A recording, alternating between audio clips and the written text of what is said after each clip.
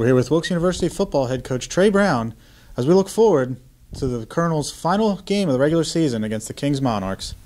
Coach, 22nd annual Mayor's Cup game this weekend against Kings. Talk to us about the significance of the game. Yeah, I mean, obviously when you have two schools that are this close to each other, in a community that isn't too terribly large in size, there's added significance. A lot of our guys know their guys and vice versa. Probably cross paths with a number of the guys through recruiting.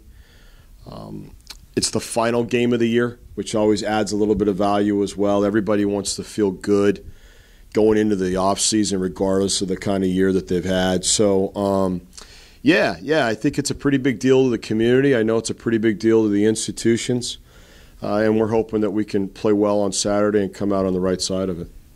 Now looking back to last week's matchup against Stevenson, freshman quarterback Nick Kaymer threw for over 300 yards with 0 interceptions and added another 71 yards on the ground. Talk to us a little bit about his progression this year. Yeah, I think, it's been interesting. I look back on Nick getting thrown in there. I think it was FDU, was his first official start. Thought he did a nice job there, and then he came back against, I think it was Widener after that, if I remember correctly, or was it Albright? I can't remember exactly, but the Albright game, we ran the ball well, but we made some bad decisions in the pass game, obviously.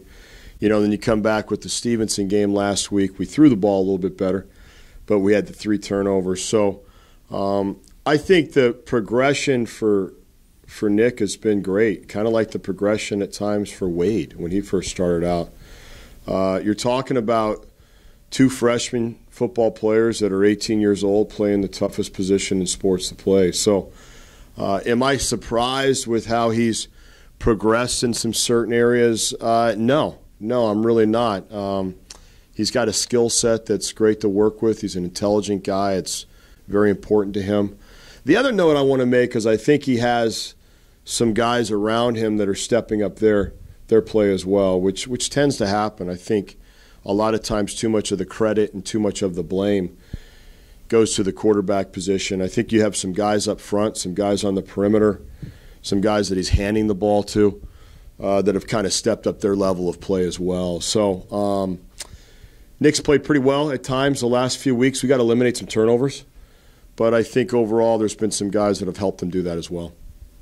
Now looking ahead to our Week 11 matchup at Kings, talk to us about what we've seen on their game film. Yeah, I mean, I think Kings, especially from an offensive standpoint, I think they have some real weapons. I think the Whitehead kid, the QB, is a really, really good player. Statistically, he may not quite be where he was last year. I don't know. I really haven't tracked that. But I think he's a dynamite QB. I really do. He's got a lot of starts under his belt. They're putting the ball in the air a fair amount. They're playing fast. He's a really good player. I actually like their 2 tailbacks as well that they're working through there, and I think they've done a nice job on the perimeter. I think in particular they have a couple guys that can get after you. So offensively, I think they're moving. I mean, they're moving, and then defensively, they're not far behind that in my opinion. They've got a lot of guys rotating through in the secondary, but they've got some skill on the back end. Their linebackers are very, very solid, probably led by Bruce Damon at number 10.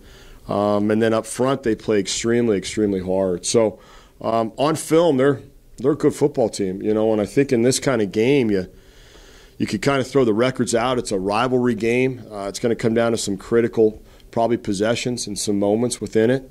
But they're a good football team, and you better not rest or sleep on anything that they're doing. Now, finally, as we end each week, talk to us a little bit about what we need to do in all 3 facets to win.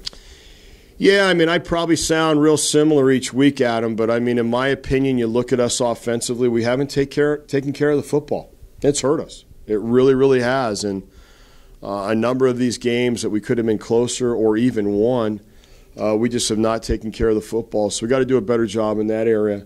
I'm going to go back to last year against Kings. We really, really got hurt on the explosive play. Really, really got hurt. Off the top of my head, I can remember Whitehead popping a big QB power down our sideline for about 70 yards for a touchdown. I can remember a waggle play late in the game, fairly late over to their boundary that turned into a 50-yard gain or so. So we've got to do a better job of containing those explosive plays, and I know you've heard me say that a lot. And it's funny. I look at this game and the kick game. 2 years ago, we went over there and we blocked a punt, and we had a short field and ended up scoring. We've got to be aggressive in the kick game as well. The first year here, they faked a punt. So they spend time on the kick game like we do. So we've got to be ready for any little wrinkles there and maybe throw in one of our own if we have an opportunity. Wilkes University football wraps up the 2017 season when they head to King's College. Broadcast on TV, WQMI, kickoff 12:07 p.m.